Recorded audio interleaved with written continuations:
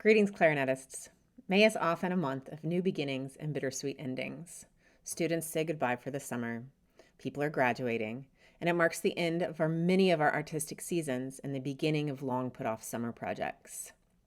Because of this, and in honor of our May the Marketing Be With You campaign at ICA, I decided to sit down with a few people who have really figured out ways to market themselves. In part one, I sit down to get an overview of branding and social media promotion with Jenny Maclay, aka Jenny Clarinet, who has run a successful blog, marketed several clarinet boot camps, is the social media coordinator of the ICA, and so much more. I hope that this is as helpful to you as it was for me. Thank you. Thank you so much for joining me today to talk about marketing and self-promotion. So I have a couple of questions. The first one is, what do you think is the most important way a musician can market themselves? Well, this is probably a really biased answer. Social media, I think that's really important because it's free and it has a global reach. So anything with social media or building a website or any kind of digital content creation, I think is so important for every creative person or artist, musician to have and to really take advantage of. Great. And what for you was the most successful type of marketing that you have done? Along the same line, social media again, but I would say that I've worked in conjunction with the website that I've built. So I don't know if there's one answer for this, but to take advantage of digital platforms, whether that's TikTok or Facebook or Instagram or email marketing, but to find the platform that works best for you and the audience that you're trying to reach. What kind of things um, what kind of things do you offer on your website? What kind of things do you are on there? I would say everything clarinet related. So primarily the blog is what I'm most proud of, is about 300 blog posts that I've written on a variety of clarinet subjects, as well as some free resources, some worksheets that I've created, some boot camps, which are practice plans over a specific amount of days. So I have some free boot camps as well as some digital downloads that I've created, some other paid boot camps, as well as a few ebooks, other resources, a little bit about me, gallery, links for anything that you would ever want to know about the clarinet. Great. And how do you decide on your brand? I mean, you've had to kind of, with your website and all the things you offer, what is the process of deciding your brand and how do you get that out there? This is a tough question. For me, I can't say this is for everyone, but I think for me, I really took a look at my personality and combined that with the goals. So I really wanted to help people that were looking for clarinet resources or information about the clarinet. And so I combined that with my personality, even the fact that it's a blog, because I like writing more than I like doing video editing or other kinds of media. So trying to figure out the goals, why you're creating this content or whatever you're trying to create, and how you hope it helps someone else, as well as maybe creating a mood board or coming up with words or phrases or quotes that really inspire you, and then going from there. Great. And so after you've kind of built your brand, what kind of cool opportunities kind of came your way because of the marketing work that you did? So many incredible opportunities. It's hard to narrow them down. I would say the biggest opportunity is just to be able to meet and connect with clarinetists from around the world, to be able to meet with people as I travel. A more unique one is the opportunity to learn how to play the theremin through a long story. I met some theremin players because of a blog post that I wrote for music for clarinet and theremin. And as a result, I have recorded and collaborated with them, and I've started learning the theremin. So really the opportunities are infinite as long as you are creative and use your imagination. Great. And so you've been kind of doing this for some time.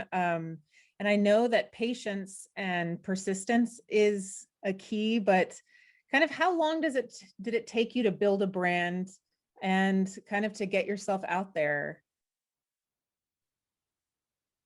I think this really depends on maybe your goals or your audience. For me, I started doing social media. I started with Facebook around 2006, I believe. And so it took a while to build a following there, partially because I wasn't trying to. I was consuming social media because it was there and my friends were doing it. But for the website that I built, I think that's probably a better example. I started doing the website because I enjoy writing and I wanted to create this resource. So I never had the intention of building a brand, but I would say for the first few months, I would create regular content, write some blog post, and it wasn't until a few months where I wrote my first viral blog post. And I think that was just the perfect storm of the time that I wrote, the audience that was reading it. So it depends, but definitely be willing to put in at least a few months, if not a few years, just because I think the people that build very quickly and that are seeking to build a following without maybe a loyal community, they won't have the same success as someone that really works on their foundation of what they're trying to do. That's great advice. So what do you think we need to know about posting on social media? Are there particular guidelines or things you think about to that would help us become noticed if we're making a post? There's a lot. This is a really I could talk for hours about this, and I would just recommend to learn as much as you can about the platform or platforms that you're trying to use. So to learn the language of Instagram or Facebook or TikTok or Clubhouse or any of the other social media platforms or web designs or anything that you're trying to use, and then I would say after that, I think the most successful people online create a community and have a conversation. So it's not creating content that's one sided, that doesn't really spark this conversation, but creating that engagement, a word we might have heard, but asking questions and starting conversations with people that are following or liking or sharing or retweeting anything like that. So I would say in a nutshell, those are the two most important pieces of advice I could give, but to learn as much as you can, Google, YouTube, find out everything you can for platform specific advice. Great. So then if someone said, no one's following me on social media, what piece of advice would you give them? Give it time. That comes to mind first, because it does take a lot of time to build the audience. I would say to also examine the content that you're creating. If you're posting, for example, like text heavy images on Instagram, that's probably not the best way to go about it because Instagram is so highly image and video based. So you want to take a look at what you're producing as well as making sure that it's the highest quality content, that you are doing the best you can with all of your resources, and to collaborate with other people. Really, I think music is so great because we have so many talented people and we should collaborate and make these connections and promote each other too, instead of just trying to promote ourselves and what we're doing, to listen and have this kind of interdisciplinary environment. And I think just build each other up. And I think that will help and come back to us too. Yeah. What do you say to people who have built a kind of a brand on one social media platform about expanding to another? Is there any advice that you would give them about how to branch out?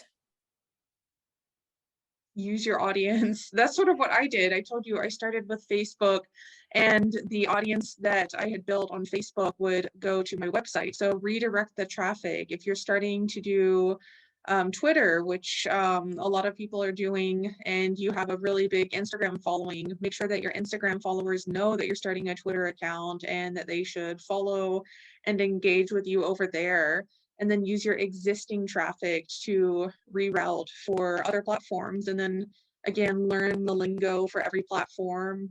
Try it and see, give it time. But the more places you are, the more audience you'll have and the more engagement. And to quote one of my favorite social media gurus, Gary V, I'm loosely quoting this, something about going where the eyes are. So even if you have a large following on Instagram, you should be looking at where the eyes are going. Like TikTok is a newer platform, so don't discount newer platforms because there's millions, if not billions of people looking somewhere else than where you are. So there is safety in numbers when it comes to social media and looking at all of these opportunities. Wonderful. And I have one last question. What other, kinds of advice would you give someone who's just starting out, maybe a college student who would like to figure out a way to fit in and contribute to the clarinet community? What kind of advice would you give them? Start now, share your story, because I think so many people are waiting for permission or a milestone such as graduation, getting a job, something like that. And I think there is so much valuable opportunity for us to learn from them. I don't think that it's only the professionals or established teachers or performers that have something important to offer, but there's so much we could learn about the music education system, maybe ways that we can improve, or their experiences, their journeys, what they do in a day, how they're practicing, anything like that. So I don't think anyone is too young or doesn't have enough experience where we still can't learn from them. So if you want to start on social media or online, just building a digital presence, don't wait, start now. And to find your best medium, whether that's writing, audio engineering, video editing, and to go with that and learn everything you can to really share your story with the world. Wonderful. Thank you so much for joining me. Thank you so much.